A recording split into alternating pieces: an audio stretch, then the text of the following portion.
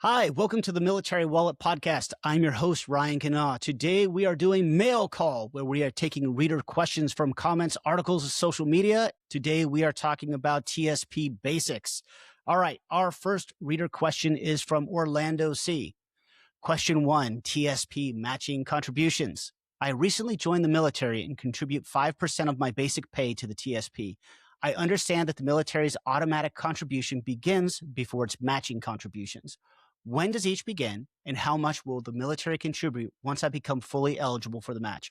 Orlando, thanks for your question, and you're doing a great job by contributing 5% of your pay. Contributing to the TSP is going to set you up for your future.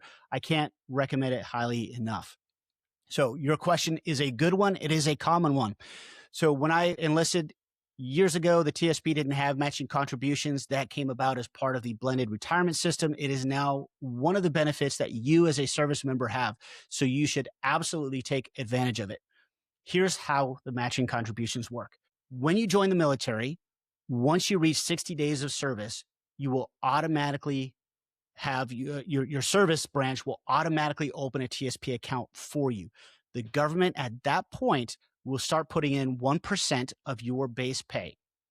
You don't have to do anything to do that. Now, this is from your pay entry base date, PEBD. That's what you're going to find on your LES or basically a lot of different forms relating to pay and service and things like that. So at that point, you are usually automatically enrolled to automatically contribute 5% of your base pay as well. You can opt out of that. But if you do that, if you opt out and choose a contribution rate of 0, you will automatically be re-enrolled at the 5% rate at the start of each calendar year. So this is the government's way of trying to get people to take matters into their own hands. And they have found just through studies and observation that they tend to leave it. So if you automatically contribute 5%, you're going to leave it and not take action. So it's a great way to get ahead. When does the military start contributing beyond that 1% is what you're asking. So here's your timeline. At day 60, that's when you receive your automatic 1% basic pay contribution. That's from the DoD or DOW, whether you contribute anything or not. Months 1 through 24, that's when you can contribute your own money. So this can come out of your payroll. And you also get that 1% automatic from the military as well. It's once you reach month 25 and onward. So at the end of your 2 years, you start month 25.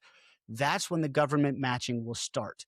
And you can receive up to an additional 4% for a total of 5% of your matching contributions.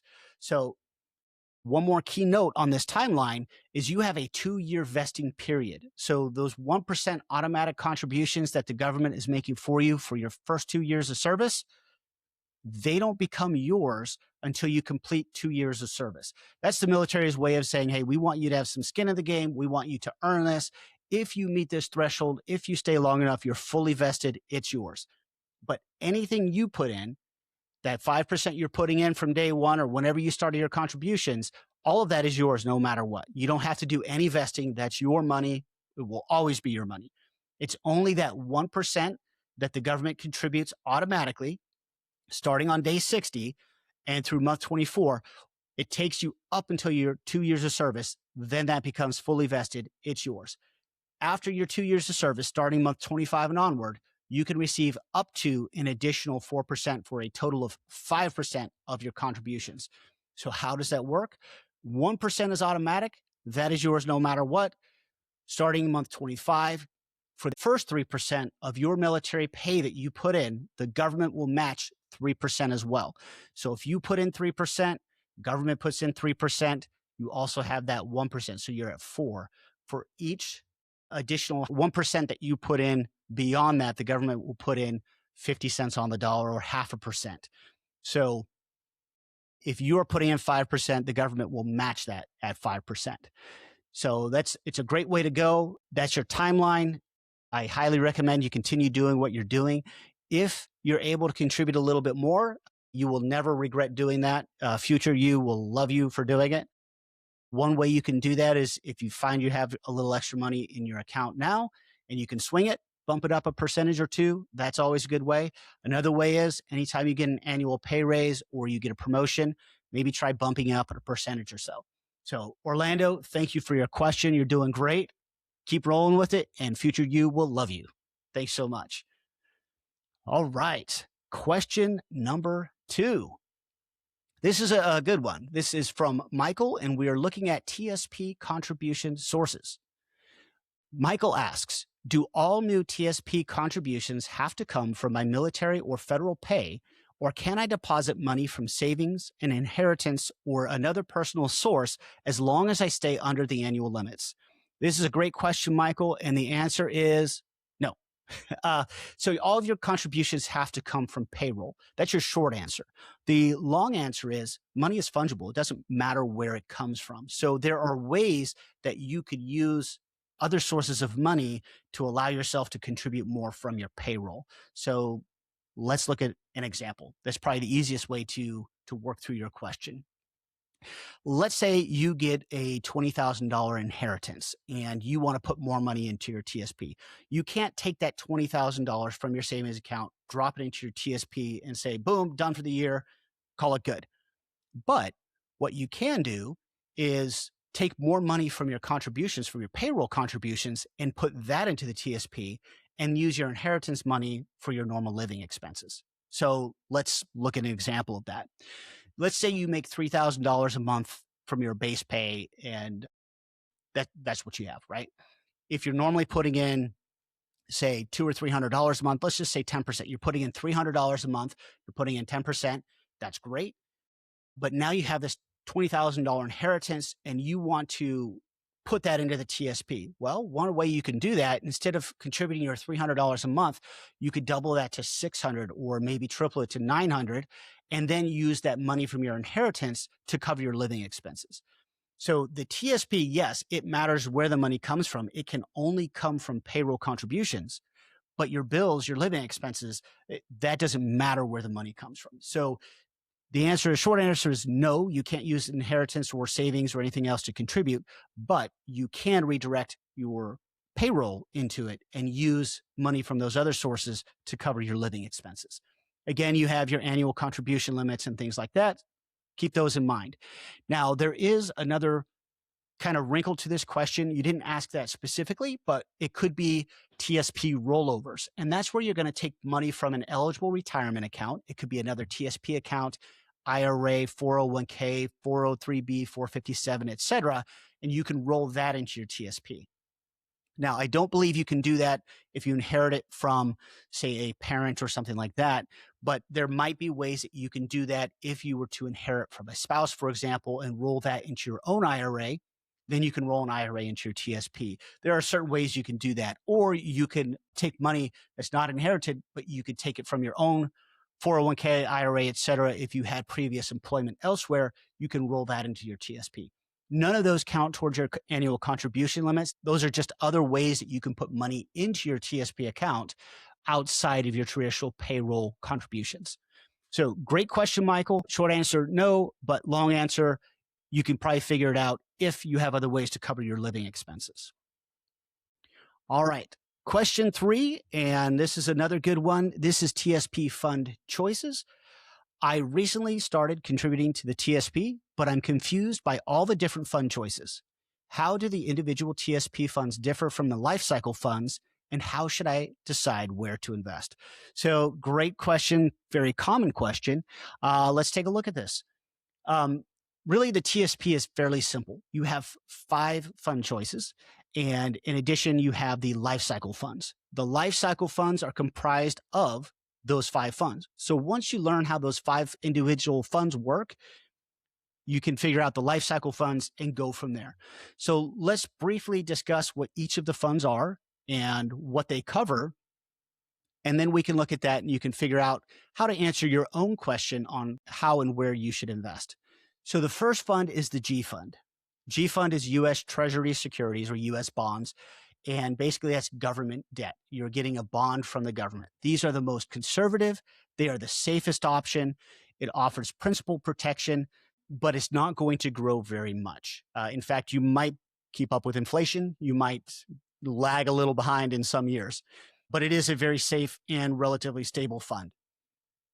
The F fund is corporate bonds. Say a company wants to raise some money for whatever they want to raise money for. They want to do some R&D or something like that. They can issue a bond, which is a way of taking out debt.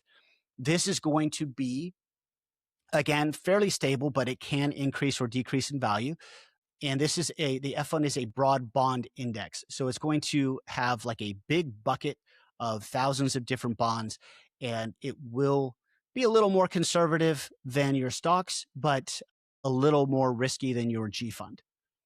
Okay, next up is your C fund. That is large U.S. companies. This tracks the S&P 500. S&P 500 is an index that tracks the roughly 500 largest publicly traded companies in the United States.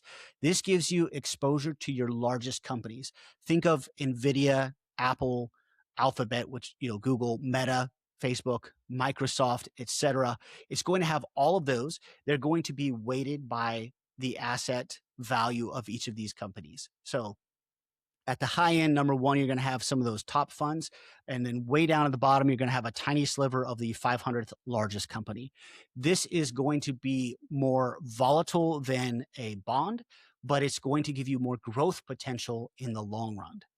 Your next fund is your S fund, which is your small and medium-sized companies. So if your C fund is the top 500, the S fund might be number 501 through 3,000. I don't know the exact number, but there are quite a few of them. So this is going to give you exposure to a lot of smaller companies. This gives you exposure to your next Apple or Tesla or something that starts off small and potentially will grow into something big. Again, you're going to have volatility with these, but you still have a lot more growth potential than you would with a bond fund. Your next is, and final one, is your I fund or international stocks. And this is going to give you exposure to companies outside of the United States. Don't need to cover exactly all of these. You can go to the TSP website and it will actually show you a breakdown of all the companies or the actual indexes that these track. Just understand that with the G fund, it's government bonds. F fund is U.S. corporate bonds. C fund is large U.S. companies. S fund is small U.S. companies.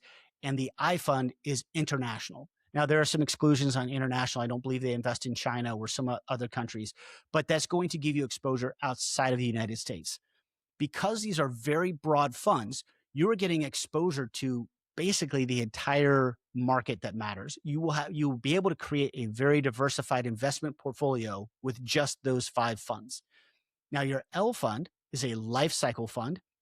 It's just a combination of these 5 funds, and it's balanced in a way that its goal is to provide a fully diversified managed fund that will automatically adjust as you approach your target retirement date. So, for example, most people retire around the age, let's just say 65. I was born in 1980, so my target date would be 2045. So if I were to use a life cycle fund for 2045, my investment portfolio would be more conservative than somebody who has a life cycle for 2065, which is 20 years beyond that. So as you approach retirement, it becomes more and more conservative, and you're taking some of your C fund, S fund, and I fund, some of your large U.S. companies, small U.S. companies, and international, and you're converting some of those shares into more of your G fund and F fund, which are your corporate and U.S. bonds. And that just makes it from more aggressive to less aggressive, more stable, so that you can have that money ready when you need it in retirement. So where does this bring us? This is a lot of ground that we covered. I get that. So what I would encourage you to do is do a little bit of research on investment portfolios. How do you balance a portfolio? What goes into it? We can talk about that for a whole hour. We could bring an investment professional on, but at the end of the day, the answer is invest how you are comfortable. I can't give you a perfect stock portfolio. Nobody can. The answer is going to depend on your age, your time until retirement, your financial situation, your investment risk tolerance, and your goals. So you'll have to ask those questions. If you're just starting out, you can't go wrong going with an L fund. You can try to slice and dice and say, well, if I do this percentage in the C and this in the S, or this in I and L, you could try to figure it all out. But there's a lot of sense just going with an L fund to get started. I'm not saying you have to leave it there forever. One of the worst things you could do is put it all into the G fund, which is very stable, but you're not going to make money. You might not even keep up with inflation. So if you put it all in G, you're going to look at it and say, oh, didn't lose any money, I'm good, but you're not keeping up with your spending power. Conversely, if you put it all into the C fund or the S fund, you're bringing on extra volatility, and you might have swings that are higher or lower than you anticipate. And some people have a hard time dealing with that, to look at their balance and say, oh my gosh, it used to be 10,000. Now it's 7,000. What happened? I'm scared. I'm going to pull it all out. That's the worst thing you can do. So the happy balance is going with one of these L funds. It's automatically diversified. You have a little bit of government, a little bit of corporate bonds. You have large US companies, small US companies, international. And as you get closer to retirement, it automatically adjusts for you. It's kind of like the easy button for investment portfolios. Now, again, you don't have to leave it there forever. It's just a way to get started. And if you have money outside of the TSP, you do have to figure, okay, how does this play with an L fund? Does it make sense to leave TSP in that? What happens if I have a different target date portfolio fund, that kind of thing? So that's a long, long way to answer and say, I can't tell you where to invest or how to invest, but understanding the key components of the TSP gives you the information that you need. If you don't know where to start, the L fund is probably a good place. That is where the TSP will automatically start their new participants. So when you first sign up for the TSP, if you don't choose any elections, they're automatically going to put it in the L fund for you. I say start there, learn what's best for you, and then adjust accordingly. So just use that as a starting point and go from there. So again, thank you everybody for your questions. These were all great. If you have questions for us at The Military Wallet, please reach out to us. You can leave us a voicemail at themilitarywallet.com/podcast.